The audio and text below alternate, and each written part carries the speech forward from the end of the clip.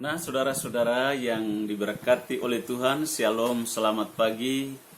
Berjumpa lagi di dalam ibadah, sekalipun ibadah di rumah, tetapi kita percaya bahwa Tuhan hadir di dalam setiap kita beribadah, memuji dan memuliakan Tuhan. Firman Tuhan pada pagi hari ini dengan tema yang sama dengan minggu lalu, yaitu akar segala kejahatan ialah cinta uang. Ya. Judulnya tetap sama seperti minggu lalu, yaitu akar segala kejahatan ialah cinta uang. Kita buka dulu di dalam pembacaan kita di dalam 1 Timotius pasal yang ke-6 ayat 10a. Kita akan baca bersama-sama. Di sana dikatakan 1 Timotius pasal 6 ayat 10a. Di sana dikatakan, karena akar segala kejahatan ialah cinta uang. Nah, saudara-saudara, sebagaimana penjelasan awal bahwa uang itu dibutuhkan oleh semua manusia di dunia ini. Bahkan orang yang sudah mati sekalipun butuh uang untuk keperluan persiapan pemakaman dan lain-lain. Namun, di sini yang menjadi problematikanya adalah ketika seseorang cinta uang, maka ini yang menjadi masalah. Dan karena itu saudara-saudara yang dikasihi oleh Tuhan, hal yang menjadi alasan mengapa akar dari segala kejahatan adalah cinta akan uang, alasan yang berikut adalah kita dapat membaca bersama-sama di dalam Ibrani 13. Di sana dikatakan, Ibrani pasal 13, Ibrani 13 ayat yang kelima, di sana dikatakan begini. Alasan yang ketiga supaya kita jangan cinta kepada uang adalah kita lihat dalam Ibrani pasal 13 ayat 5. Di sana dikatakan, janganlah kamu menjadi hamba uang, dan cukupkanlah dirimu dengan apa yang ada padamu. Karena Allah telah berfirman, aku sekali-kali tidak akan membiarkan engkau, dan aku sekali-kali tidak akan meninggalkan engkau. Dengarkan baik-baik ayat ini sekali lagi saya baca di situ dikatakan, janganlah kamu menjadi hamba uang, dan cukupkanlah dirimu dengan apa yang ada padamu. Karena Allah telah berfirman, sekali-kali aku tidak akan membiarkan engkau, dan aku sekali-kali tidak akan meninggalkan engkau. Nah, saudara-saudaraku, ayat ini begitu indah sekali, memberikan suatu nasihat kepada orang percaya, kepada Bapak Ibu, kepada saudara dan saya, bahwa kita tidak boleh jatuh cinta. Kita tidak boleh cinta akan uang karena itu merupakan akar segala kejahatan. Dan di ayat 10a ini, di dalam pembacaan Ibrani 13 ayat yang kelima ini, merupakan janji Tuhan kepada Bapak Ibu Saudara dan saya. Di situ dikatakan bahwa janganlah kamu menjadi hamba uang. Suatu larangan yang tegas berdasarkan firman Tuhan kepada siapapun, saudara, terhadap orang-orang percaya di seluruh muka bumi ini, kepada semua kita, bahwa di dalam pengeringan kita kepada Tuhan, janganlah sampai kita menjadi hamba uang. Saudara tahu apa arti hamba uang? Hamba uang artinya uang yang memerintah di dalam kehidupannya. Uang dapat berkuasa dan menjadi raja di dalam kehidupan seseorang. Sehingga dia dapat melakukan hal apapun kalau berkaitan dengan uang. Karena apa? Karena dia sudah memperhamba diri kepada uang. Firman Tuhan tegaskan buat kita, janganlah kamu menjadi hamba uang.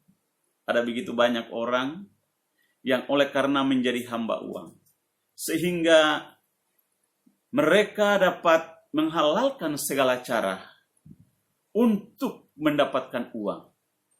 Mereka menggadaikan popularitasnya, menggadaikan harga dirinya, rela mengorbankan segala hal demi uang.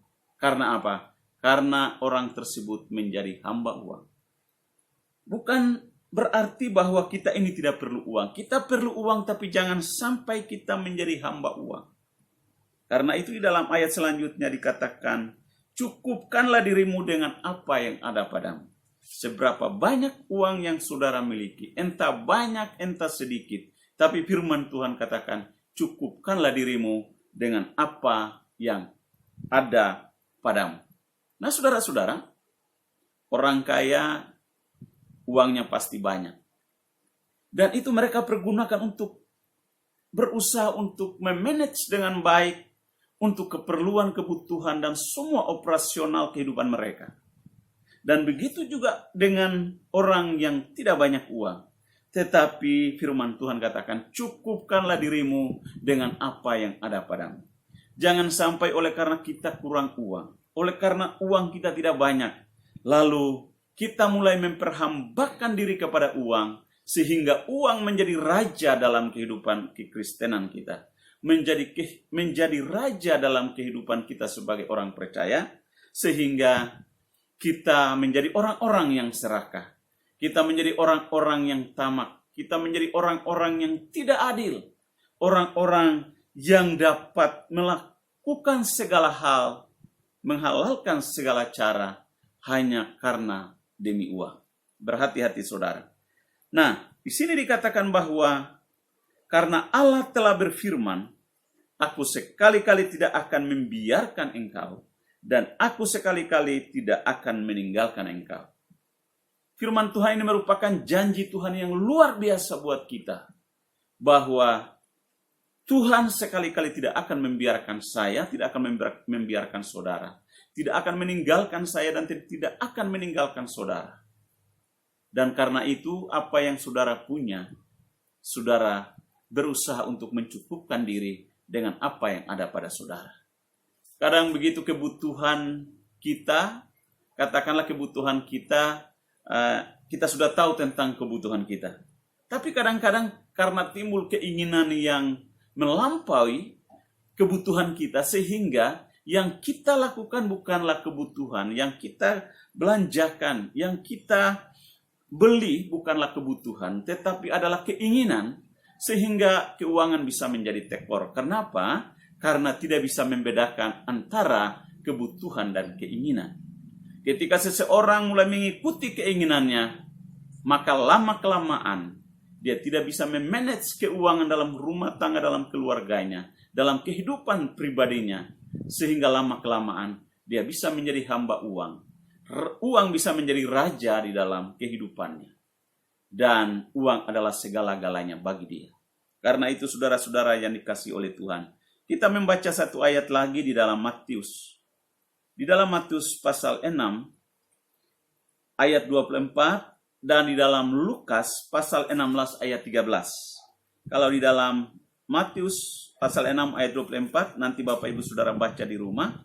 Kita membaca di dalam Lukas saja pasal 16. Lukas pasal 16. Lukas pasal 16 ayat 14. Di sana dikatakan begini. Lukas 16 ayat 13 kita mulai. Di sana dikatakan begini. Lukas pasal 16 ayat 13 sampai 14. Seorang hamba tidak dapat mengabdi kepada dua tuan. Karena jika demikian ia akan membenci yang seorang dan mengasihi yang lain.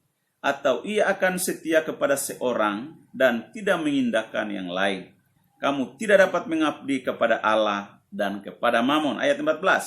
Semuanya itu didengar oleh orang-orang Farisi, hamba-hamba uang itu, dan mereka mencemoohkan dia. Ayat 14 dikatakan bahwa orang-orang Farisi mendengar apa yang telah disampaikan oleh Tuhan Yesus. Dikatakan orang-orang Farisi yang adalah hamba-hamba uang itu, dan mereka mencemoohkan Tuhan Yesus karena Tuhan Yesus mengatakan bahwa janganlah kamu mengabdi kepada dua tuan, yaitu di situ dikatakan bahwa seorang hamba tidak dapat mengabdi kepada dua tuan, yaitu kepada Tuhan dan kepada Mamon.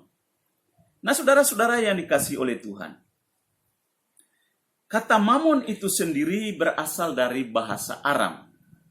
Ya, kata Mamon itu sendiri berasal dari bahasa Aram yang artinya benda tidak bergerak atau benda mati. Bisa diartikan dengan uang, harta kekayaan, dan lain-lain. Nah, semua hal yang berkaitan dengan Mamon, yaitu uang, kekayaan, nah ini bisa menjerat seseorang untuk masuk ke dalam cinta akan uang atau menjadi hamba uang itu tadi.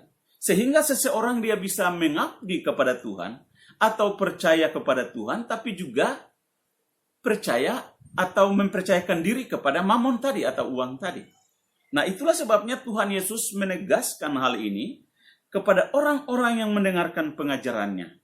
Dan rupa-rupanya orang-orang Farisi dikatakan bahwa dalam ayat 14, mereka adalah hamba-hamba uang, lalu mereka mencemoohkan Tuhan Yesus. Saudara-saudara yang dikasihi oleh Tuhan, di dalam Wikipedia Bahasa Indonesia atau ensiklopedia bebas, Mamon ini mempunyai arti adalah merendahkan, mencari keuntungan ya, merendahkan, mencari keuntungan secara tidak benar, keserakahan, sesuatu yang bersifat materi, yaitu seperti uang, harta benda, kekayaan duniawi yang menguasai seseorang dibandingkan dengan Allah. Nah, saudara-saudara, dari pengertian tentang Mamon ini, maka di situ berkaitan dengan hal yang bersifat materi, ya. Keserakahan, ketamakan, perbuatan ketidakadilan, atau menghalalkan segala cara untuk menguasai yang namanya uang, ya, harta, kekayaan duniawi yang menguasai seseorang sehingga Tuhan tidak memiliki tempat dalam kehidupan orang percaya. Nah, karena itu kita harus berhati-hati dengan apa yang namanya Mamon.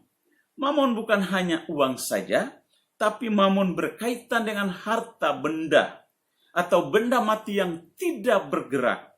Karena firman Tuhan dikatakan bahwa dalam ayat lain dikatakan bahwa di mana hartamu berada, di situ hatimu berada. Nah, karena itu hati-hati. Kalau kita sudah percaya kepada Tuhan, maka Tuhan adalah prioritas utama di atas segala-galanya. Jangan sampai hati kita lebih condong dan fokus kepada apa yang kita miliki. Tetapi harus benar-benar Tuhan yang adalah nomor satu. Di dalam ayat lain di sana dikatakan di dalam Lukas pasal 16 tadi kita sudah baca,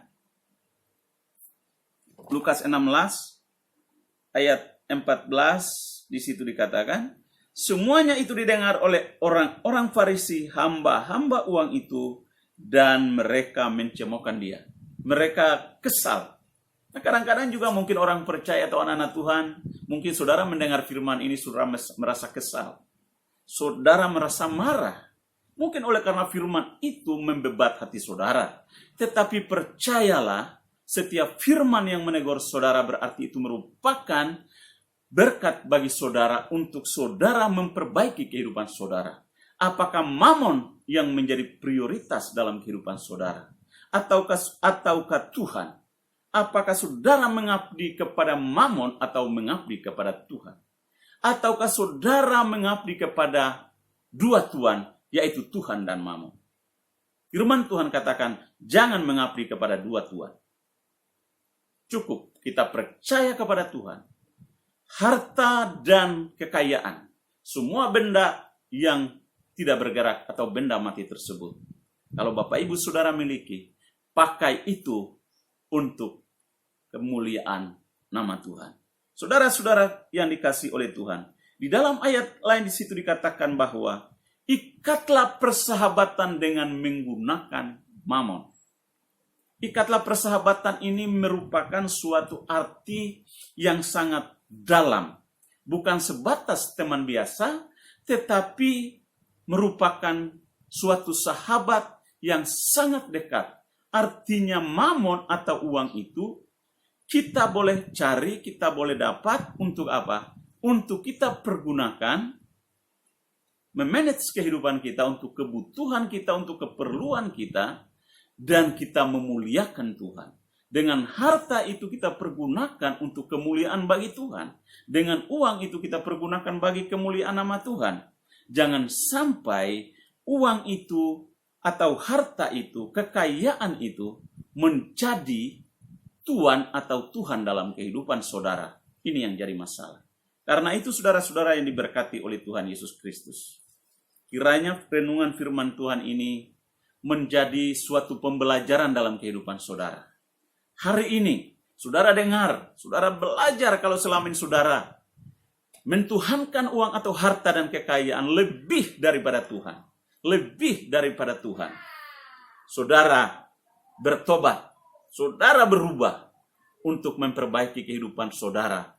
Hanya Tuhan Yesus Kristus yang menjadi Raja dalam kehidupan saudara. William Berkeley, seorang yang sangat hebat, dia berkata begini, kekayaan dapat mengerjakan banyak hal, namun ada banyak hal-hal yang tidak dapat dikerjakannya. Uang bisa membeli makanan yang mahal, tetapi uang tidak bisa membeli selera makan. Uang bisa membeli obat, tetapi uang tidak bisa membeli kesehatan. Uang bisa membeli ranjang yang semahal apapun, tetapi uang tidak bisa membeli tidur. Uang bisa membeli buku selaris apapun, tetapi uang tidak bisa membeli otak. Uang bisa membeli hiburan, tetapi uang tidak bisa membeli damai sejahtera dan sukacita. Uang bisa membeli rumah yang mewah, tetapi uang tidak bisa membeli suasana yang menyenangkan dalam rumah. Uang bisa membeli segala hal yang lain yang berkaitan dengan kebutuhan, tetapi uang tidak bisa mengubah kehidupan saudara. Uang bisa membeli agama, tetapi uang tidak bisa membeli keselamatan. Uang bisa membayar sebuah paspor untuk pergi ke negara mana saja, tetapi terakhir dia berkata, uang tidak bisa membayar saudara untuk masuk surga.